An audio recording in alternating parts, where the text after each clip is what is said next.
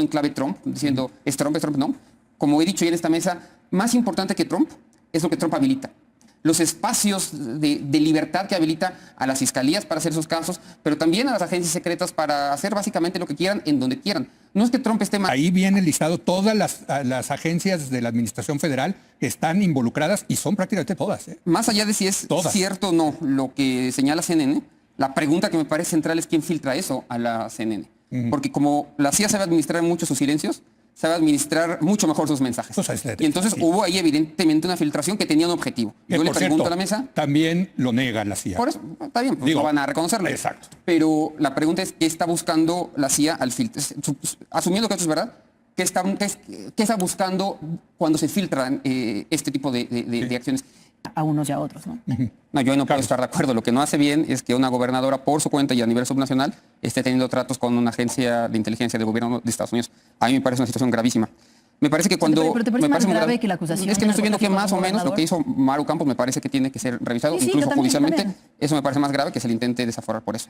Creo que cuando veamos lo que está sucediendo en México, a mí me parece que esto es el tema de la hipocresía es, por un lado, vamos a desaforar a Maru, y por otro lado, a la presidenta con un propósito político. Tú eres de los que piensas que hay una gran confabulación de la derecha internacional. No creo eso. Liderada por Donald Trump hay un proyecto económico, político, financiero. La presidencia de Trump es una presidencia en favor también de sus amigos para hacer negocios en México, para que le vaya mejor a ellos en México.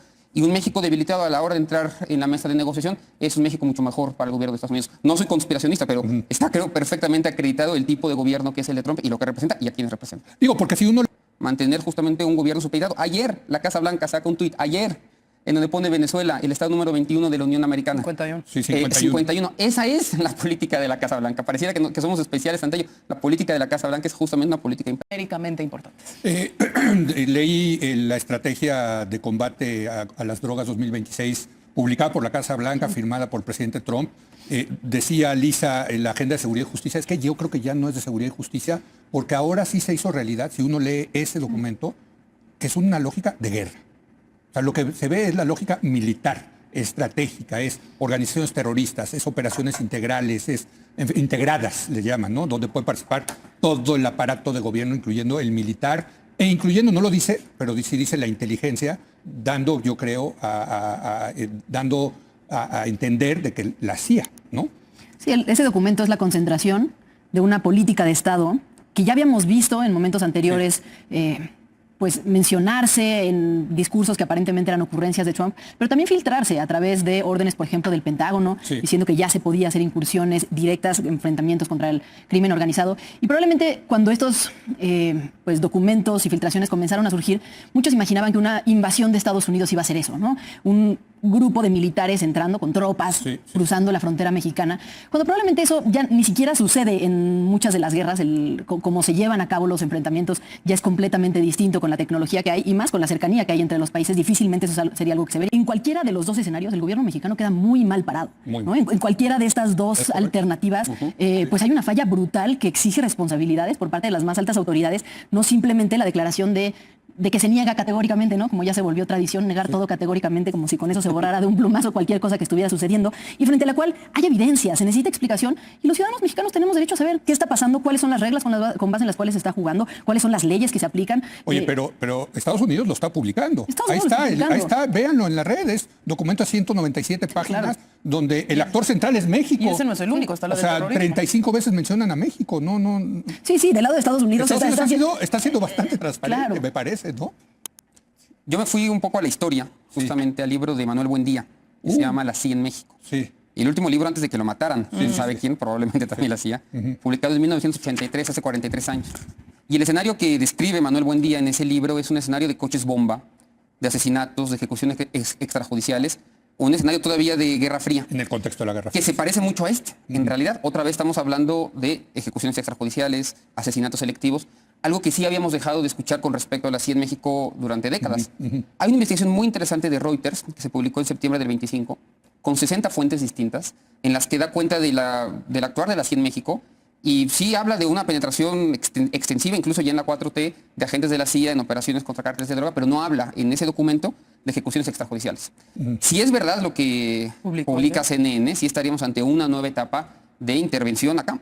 Y además, la nota de CNN no solamente habla del caso del Estado de México de hace 6-7 semanas, sino que refiere a que desde hace un año habría operativos. Entonces yo creo que estamos ante un escenario así nuevo, que se parece curiosamente más a un escenario de Guerra Fría que de lo que hemos visto en los últimos 20 años, en la que de pronto sí llegan grupos especiales a matar selectivamente, o un escenario que se parece más a lo que vemos en Líbano y lo que vemos en Somalia, que nada tiene que ver con el mayor socio comercial, ¿no? De ejecuciones extrajudiciales o en Irán. Porque justamente este documento que tú ya mencionas y otros más, lo que permiten es este tipo de acciones. Es correcto. Extraterritorialidad extrema, ¿no? Entonces yo pienso que la relación bilateral entra en una fase más agresiva. Quizás ha sido un error de nosotros los analistas pensarlo todo en clave Trump, diciendo es Trump, no. Como he dicho ya en esta mesa, más importante que Trump es lo que Trump habilita. Los espacios de libertad que habilita a las fiscalías para hacer sus casos, pero también a las agencias secretas para hacer básicamente lo que quieran en donde quieran. No es que Trump esté mandando atrás, no hay un Big Brother ahí detrás. Aunque de todo. este documento que mencionamos viene firmado. Bueno, ahí viene. No sé si lo leyó. Yo me refiero aquí en conjunto, a los actores que no necesariamente tienen que ver con el gobierno ejecutivo. ¿No? Toda la política exterior de Estados Unidos, que ya sabemos que siempre es fragmentaria, que no es un monolito, que es más complicada, como si tuviera ya semáforo verde para avanzar todavía más hacia México, poniendo a la presidenta en un escenario bastante complicado, en el que ni siquiera sabe con quién está negociando en realidad, porque son tantas agencias, son tantos actores, que de pronto uno se puede ir por la libre, como en el caso de la CIA. Que el documento dice, ahí viene listado todas las agencias de la Administración Federal que están involucradas, y son prácticamente todas. Más allá de si es cierto o no lo que señala CNN, la pregunta que me parece central es quién filtra eso a la CNN. Porque como la CIA sabe administrar mucho sus silencios, sabe administrar mucho mejor sus mensajes. Y entonces hubo ahí evidentemente una filtración que tenía un objetivo. Yo le pregunto a la mesa. También lo nega la CIA. Por eso, está bien, pues no van a reconocerlo. Exacto. Pero la pregunta es, ¿qué está buscando la CIA al filtrar? Asumiendo que esto es verdad, ¿qué está buscando cuando se filtran este tipo de acciones?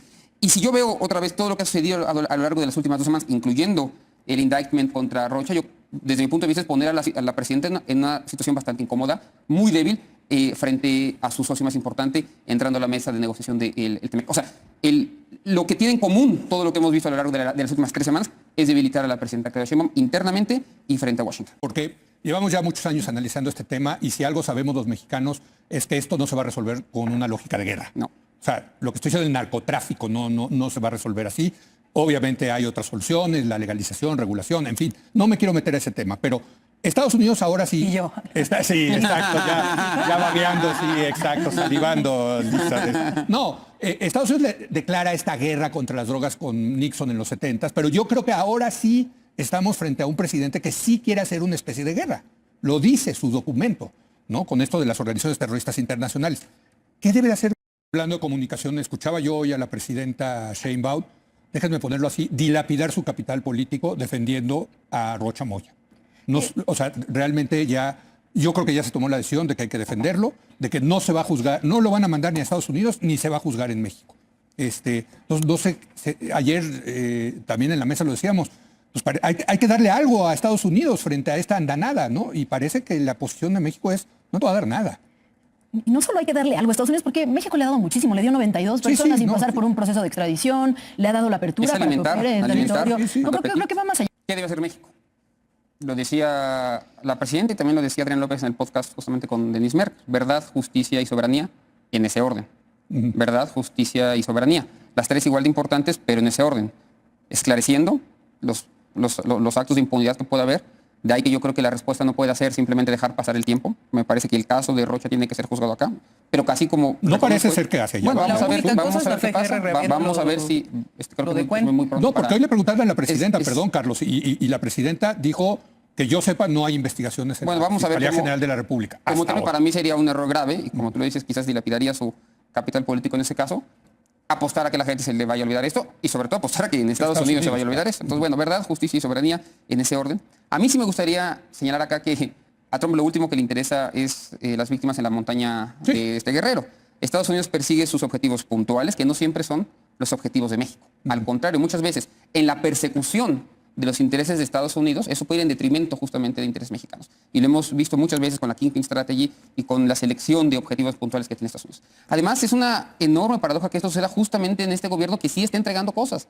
Durante los últimos 18 meses nos hemos dedicado justamente a observar cómo de mes en mes, de semana en semana, vemos ofrendas por parte del gobierno de México a Trump, incluyendo los extraditados que no son extraditados, ¿no? Y un gobierno que además aparentemente colabora y hace bien las cosas con ellos. Ronda de conclusiones, lo cierto es que Estados Unidos día tras día le va subiendo un poquito la lumbre al gobierno de México, y el gobierno de México, me parece, por lo que vi hoy en la mañanera, Lisa, ya se está trincherando, ya está en una cuestión defensiva, reactiva, y no sé hacia dónde nos puede llevar esto, ¿no? O sea, esta idea de comprar tiempo, pues comprar tiempo ¿para qué? La hipocresía de, en este contexto, mientras está acusando a tantas personas de situaciones tan graves, buscar el desafuero de la gobernadora de Chihuahua, ¿no? Por la colaboración con agentes estadounidenses. Me parece hipócrita. No, pero lo que hizo la gobernadora. Creo que en este escenario pues no le viene bien a nadie por este doble rasero, ¿no? Le quita mucha credibilidad al gobierno federal, le quita mucha credibilidad a Morena, y bueno, pues si se decide proceder con uno, se tendría que proceder con todos, pues por la gravedad simplemente de lo que se están acusando a unos y a otros, ¿no?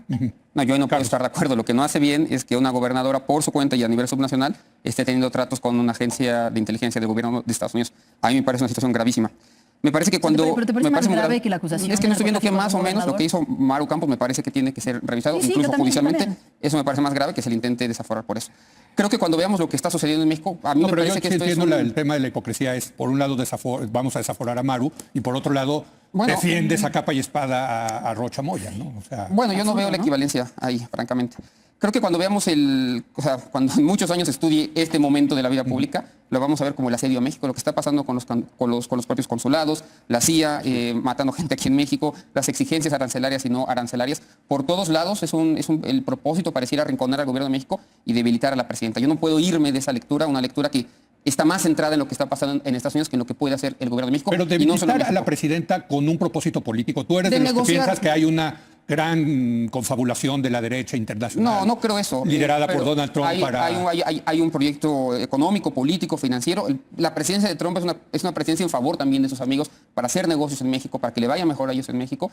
Y un México debilitado a la hora de entrar en la mesa de negociación es un México mucho mejor para el gobierno de Estados Unidos. No soy conspiracionista, pero está, creo, perfectamente acreditado el tipo de gobierno que es el de Trump y lo que representa y a quienes representa. Digo, porque si uno lee esta estrategia, lo que ve, lo que refleja y lo dice en Estados Unidos, es un gobierno débil, es un gobierno que no puede con el problema. Entonces, ¿para qué Bueno, tendrías incentivos de debilitarlo aún más? Para ganar más. ¿No? O sea, tampoco al gobierno de Estados Unidos, creo que en los intereses del gobierno de Estados Unidos no les conviene tener un gobierno debilucho frente a este monstruo enorme que es el crimen organizado. Les conviene Venezuela 2.0, mantener justamente un gobierno supeditado. Ayer la Casa Blanca saca un tuit, ayer, en donde pone Venezuela, el estado número 21 de la Unión Americana. 51. Sí, 51. 51. Esa es la política de la Casa Blanca. Pareciera que somos especiales ante ello. La política de la Casa Blanca es justamente una política imperial. Ahora, lo que hicieron